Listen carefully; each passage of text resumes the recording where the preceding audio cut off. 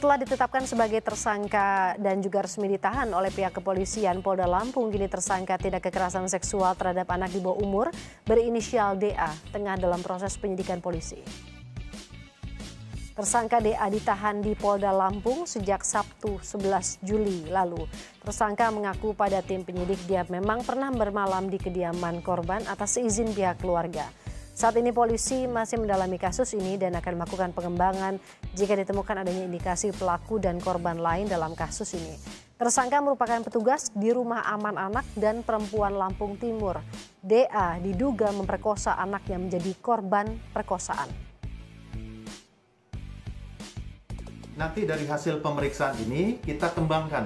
Sekarang ini kan sesuai dengan pasal ataupun yang dilaporkan, sesuai laporan pelapor kan adalah tersangka DA.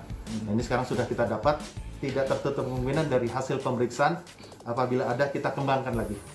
Tapi yang jelas perkara ini harus cepat, kemudian juga tepat, dan kita buktikan nanti di sidang pengadilan dengan adanya pelimpahan kepada jaksa penuntut umum untuk segera kita disidangkan sehingga masyarakat akan mengetahui bagaimana ancaman hukuman atau putusan pidana yang diterima oleh pelaku atau tersangka ini. Harapan kita demikian. Pelecehan seksual merupakan kasus yang menjadi topik pembicaraan di berbagai kalangan. Banyaknya kasus pelecehan seksual menyebabkan masyarakat merasa khawatir akan keselamatan dirinya dan juga orang di sekitarnya, terutama bagi orang tua yang memiliki anak. Hal ini dikarenakan korban terbanyak dari pelecehan seksual adalah anak-anak. Pelecehan seksual itu ada seksual dan harassment. Seksual adalah hal-hal yang berkaitan dengan seks atau jenis kelamin, sedangkan harassment adalah penggangguan ketenangan yang sifatnya tidak diundang oleh subjek yang diganggu. Jadi, pelecehan seksual adalah perilaku yang mengganggu yang dilakukan oleh seseorang atau sekelompok orang terhadap pihak lain yang berkaitan langsung dengan jenis kelamin pihak yang diganggunya untuk menurunkan martabat dan harga diri orang yang diganggunya. Menurut BKKBN atau Badan Kependudukan dan Keluarga Berencana Nasional tahun 2012, pelecehan seksual adalah segala macam bentuk perilaku yang berkonotasi atau mengarah kepada hal-hal seksual yang dilakukan secara sepihak atau tidak diharapkan oleh orang yang menjadi sasaran, sehingga menimbulkan reaksi negatif seperti malu, marah, benci, tersinggung, dan sebagainya pada diri individu yang menjadi korban dari pelecehan seksual tersebut. Nah, perlu diketahui nih teman-teman, perempuan dan laki-laki sama-sama mempunyai kebutuhan yang sama. Apabila pemenuhan kebutuhan tersebut dilakukan atas dasar kesepakatan atau kesukarelaan antara kedua belah pihak, maka tidak akan menimbulkan permasalahan. Tentang pelecehan seksual meliputi main mata, siulan nakal, cubitan, colekan, dan lain-lain. Berdasarkan pengertian, tingkatan pelecehan seksual dapat dibagi menjadi 3 tingkatan. Yang pertama adalah tingkatan ringan, yang kedua adalah tingkatan sedang, dan yang terakhir adalah tingkatan berat. Kategori pelecehan seksual yaitu quid pro quo dan hostile work environment. Quid pro quo adalah pelecehan seksual yang biasanya dilakukan oleh seseorang yang memiliki kekuasaan otoritas. Sedangkan hostile work environment adalah pelecehan seksual yang terjadi tanpa janji atau iming-iming maupun ancaman. Kategori pelecehan seksual menurut Nichaus adalah blitz rape, confidence rape, power rape, injury rape, dan sadisty rape. Secara luas, terdapat 5 bentuk pelecehan seksual menurut ILO, International Labour Organization. Yang pertama adalah pelecehan fisik, lalu pelecehan lisan, pelecehan isyarat, pelecehan tertulis atau gambar, dan yang terakhir adalah pelecehan psikologis atau emosional. Pelecehan seksual tidak terjadi begitu saja. Tentunya, semua hal terjadi pasti karena ada faktor-faktor penyebabnya. Nah, faktor-faktor ini bisa kita kelompokkan atau bisa kita juruskan ke dalam 2 bagian. Yang pertama, ada faktor internal dan yang kedua ada faktor eksternal. Nah, di faktor internal ini meliputi tingkat perkembangan seksual atau fisik atau psikologis. Lalu ada faktor eksternal yang meliputi kurangnya komunikasi antara anggota keluarga. Ya mungkin saja anggota keluarganya, ibu bapaknya, kakaknya, ya itu cuek dengan dia, sehingga dia mungkin menganggap jika ada lawan jenisnya yang terlalu memperhatikan dia jadi menaruh rasa, menaruh sayang, sehingga dia rela melakukan apapun untuk orang tersebut.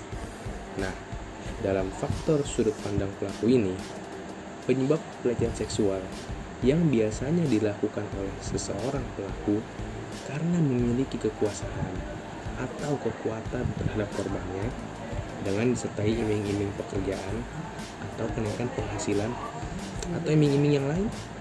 Faktor yang kedua adalah sudut pandang korban. Nah, di dalam sudut pandang korban, penyebab terjadinya pelecehan seksual yang sering terjadi adalah karena adanya daya tarik seksual atau rangsangan yang dialami oleh masing-masing lawan jenis, ya, oleh laki-laki maupun oleh perempuan.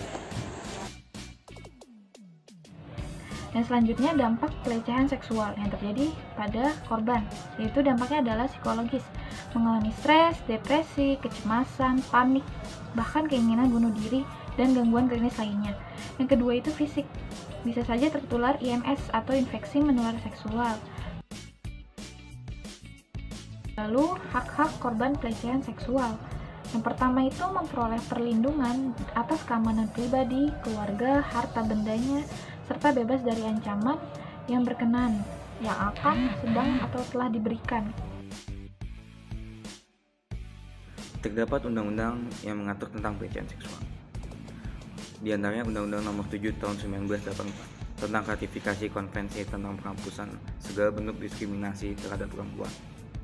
Kemudian Undang-Undang Nomor 5 Tahun 1998 tentang ratifikasi anti penyiksaan dan perlakuan atau penghukuman yang kejam, tidak manusiawi atau merendahkan martabat manusia. Jika terjadi pelecehan seksual, ada beberapa hal yang harus kita lakukan. Jika pelecehan seksualnya itu ringan dalam bentuk visual atau verbal, misalnya sentuhan, menyinggung atau mendekatkan tubuh, kita bisa lapor pihak yang berwajib, bergantung ke masing-masing individunya. Tapi jika pelecehan seksualnya sudah fisik dan lebih berat, itu bisa dilaporkan ke pihak yang berwajib. Lalu dengan tidak melenyapkan bukti kekerasan dan pelecehan. Ada beberapa faktor yang menghambat korban pelecehan seksual untuk dapat memulihkan diri dan mendapatkan keadilan. Itu karena satu, korban kekerasan bisa menderita trauma mendalam akibat pelecehan yang dialami. Kedua, konsep moralitas dan aib yang mengakibatkan masyarakat cenderung menyalahkan si korban. Mereka meragukan kesaksian korban atau mendesak si korban untuk bungkam.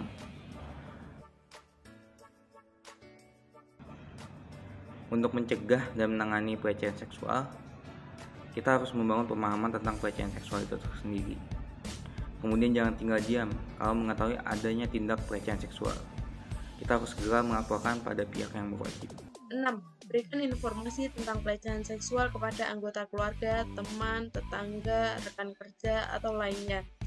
7. Ajak mereka untuk ikut mendukung korban dengan cara tidak menyalahkan korban, tidak menstigma, tidak mengucilkan, apalagi mengusir korban. Usaha yang dapat dilakukan orang tua kepada anaknya untuk menghindari terjadinya pelecehan seksual yaitu sebagai berikut. 1. Ajarkan kepada anak mengenai perbedaan antara sentuhan yang baik dengan sentuhan yang buruk dari orang dewasa. Beritahu anak mengenai bagian tubuh tertentu yang tidak boleh disentuh oleh orang dewasa kecuali saat mandi atau pemeriksaan fisik oleh dokter. Jika terjadi pelecehan seksual pada anak, beberapa hal yang perlu diperhatikan yaitu 1.